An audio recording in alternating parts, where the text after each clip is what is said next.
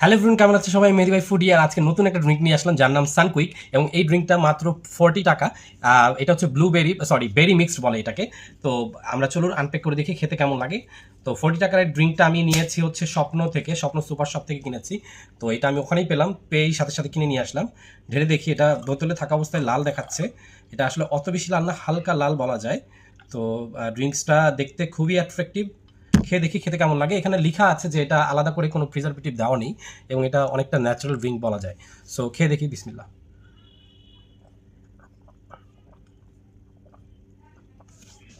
অনেকটা গ্র্যাপস ড্রিঙ্কের মতো খেতে। আমরা যে আঙ্গুরের ড্রিঙ্কসগুলো খেয়ে থাকি, খেতে অনেকটা ওই রকম। আরেকটু খাই।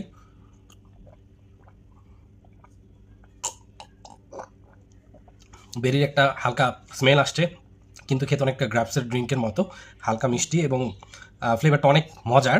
তো আপনারা ট্রাই করতে পারেন। অনেক